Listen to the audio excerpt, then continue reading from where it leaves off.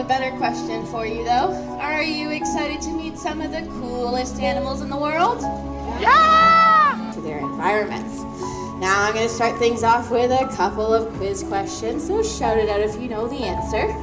Can anybody tell me an animal that brings their shelter with them wherever they go? Correct, as every tortoise is a turtle, but not every turtle is a tortoise. Now what does this mean? Well, turtles are adapted to live in the water, whereas tortoises are adapted to live on land. Now these guys are definitely a smaller species of tortoise, but that doesn't affect the impact that they have within their environments.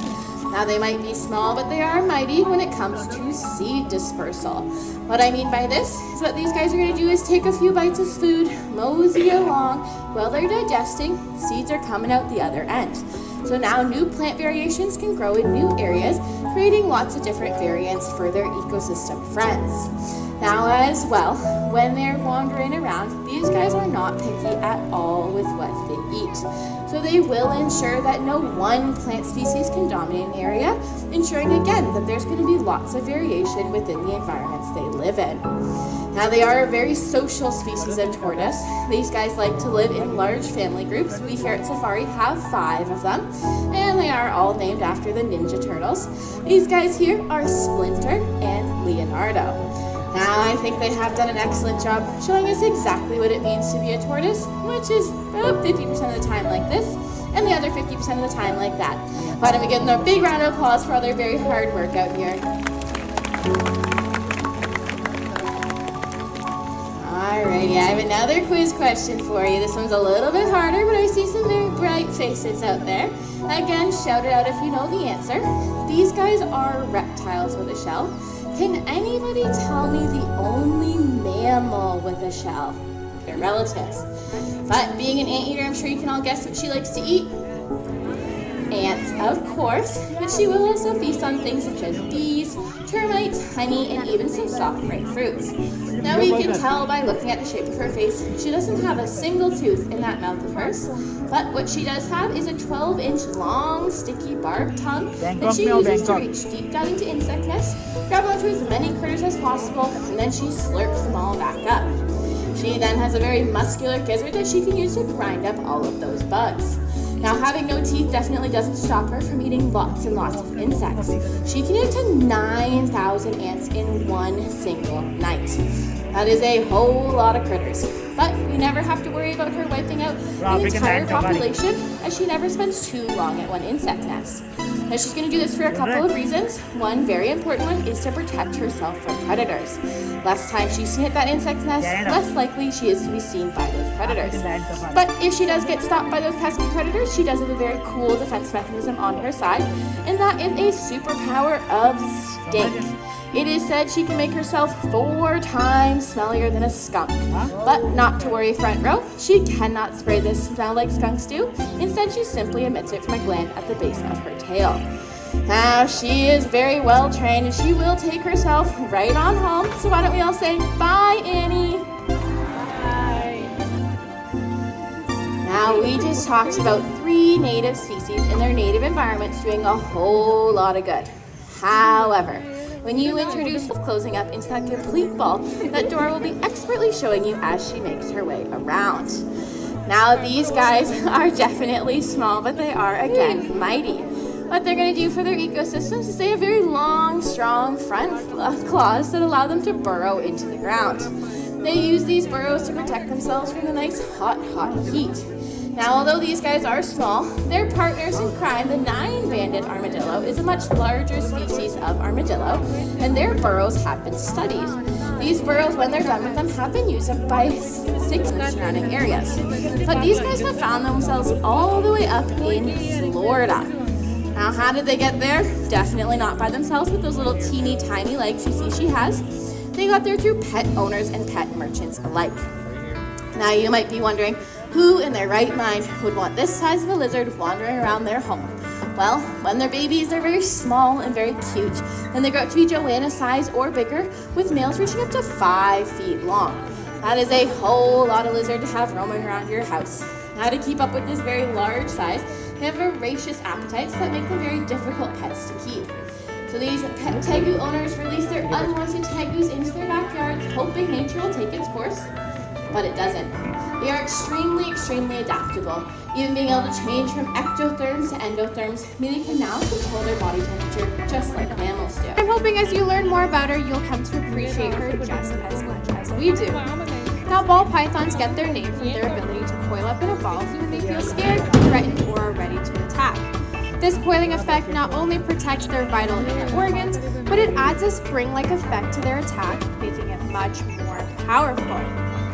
Now, you don't have to worry about Wyatt here handling Zippo, as she is a non-venomous snake. Instead, she is a constrictor. This means that once she catches her food, she's going to wrap her body around it and give it a big old squeeze, and then she's going to swallow it in one big gulp. Zippo is also not too hungry, as we did feed her a few misbehaving children. Of course, Now, Dolores is the youngest here at Wild Wonders, so we're going to give her some patience as she slowly makes her way down. As she does so, I want you guys to take a look at her quails, the most obvious part of a porcupine. Now, front row, I want to assure you, you guys are all safe, as it is a myth that porcupines have venomous quails and that they can shoot them out. If Dolores wanted to prick a predator, she would make her quails stand up nice and tall and walk in a side-to-side movement, hoping to prick them in its sensitive spots, such as the eyes, the nose, and even the mouth. In doing so, she would hurt them just enough so she can climb back into the trees where she lives. She is an arboreal species, meaning she lives up high up in the trees, and she's from the South American rainforest, meaning that she loves to eat the cambium layer of tree bark. This is in fact her favorite food. It is very nutritionally rich and has a lot of hydration. So on super hot days, she definitely gets her hydration. So although she is prickly, she is our sweetheart. So for that, let's give her a round of applause. Dolores is the star of our show and the last animal of today's presentation, so I thank each and every one of you for coming out today. Don't leave too soon, as our handlers are going to come nice and close to the gate, so you're able to take any pictures and ask as many questions as you'd like. Thank you so much.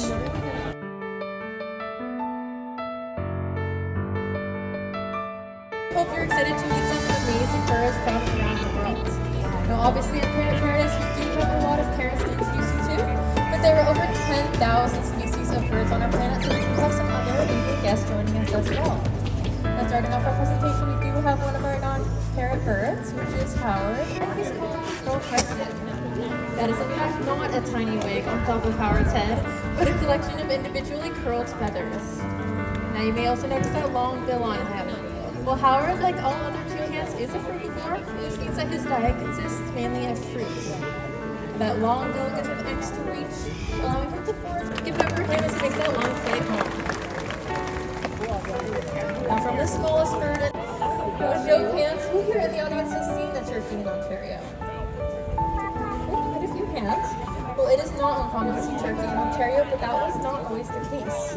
Back in the early 1900s, turkeys were hunted to the point where they were no longer found living in the wild. However, this changed in the 1980s when a conservation project was initiated, which released over 4,000 turkeys across different sites in Ontario. Now, this was very successful, as all 6 decades later, and currently we have an estimated 100,000 turkeys living just here in Ontario. This goes to show the positive impact that conservation can have on populations and even entire species. She's done a great job spreading that message today. Let's hear it for her. 8 other passions added to the flock. Now, there is a reintroduction effort to this program as well. So in 2023, we were happy to send 8 of our blue throats down to Bolivia to continue their breeding program right in their natural habitat. Now, the goal is to have their future offspring released back into the wilds. Now, we just want to take the time to thank each and every one of you in the audience for being here today, because it is through your support that we are able to create conservation.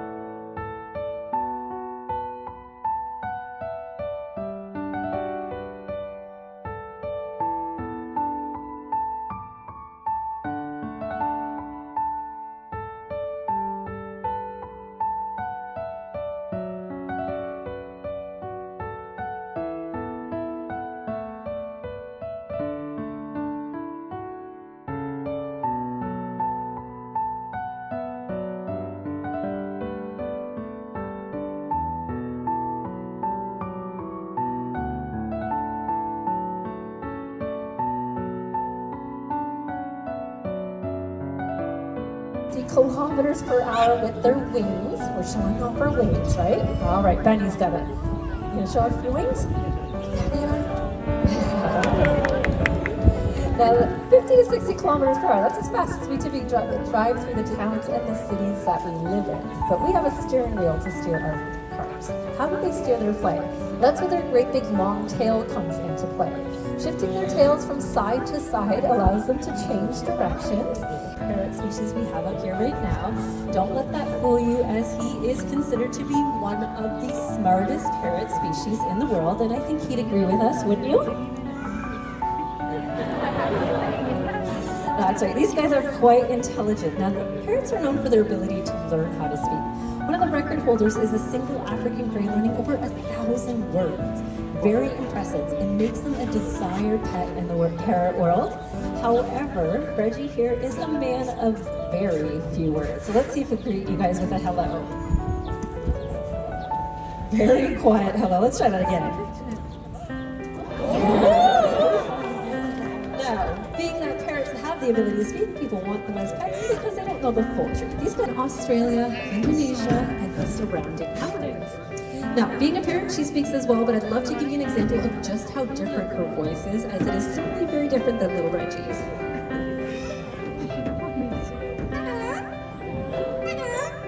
Very sweet and squeaky. That is typical of the cockatoo.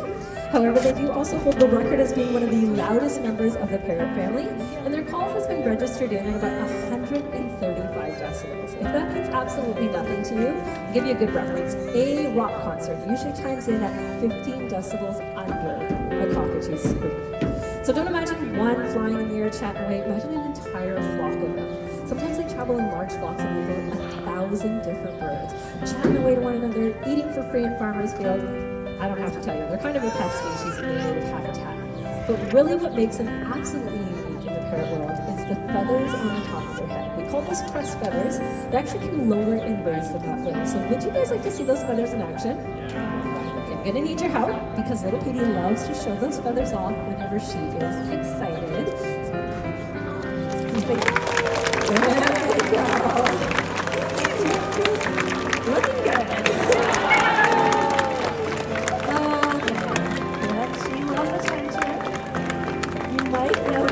Those feathers in the air, she's quite a bit larger, so she could use them to be intimidating. Never works for her, just adorable. Well, let's hear it for Petey, our umbrella cockatoo. Now taking a break from parrots, please welcome in this next national bird of India.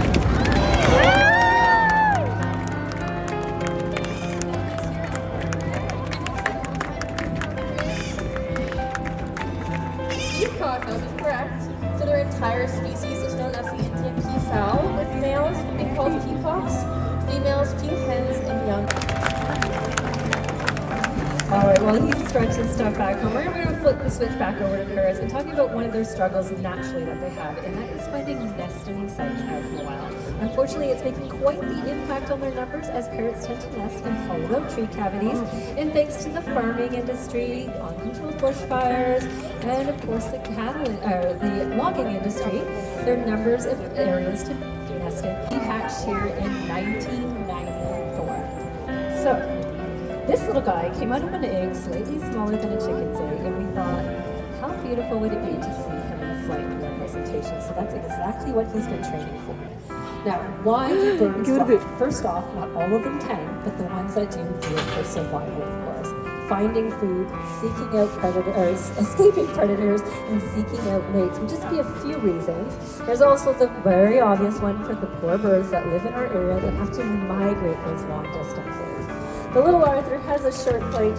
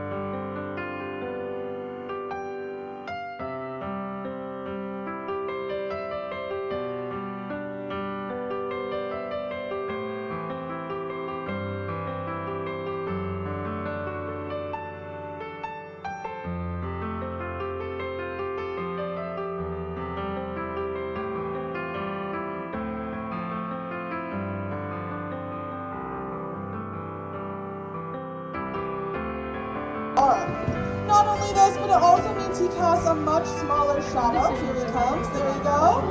It also means that he casts a much smaller shadow, so not only can his prey not hear him coming, but they also cannot see him.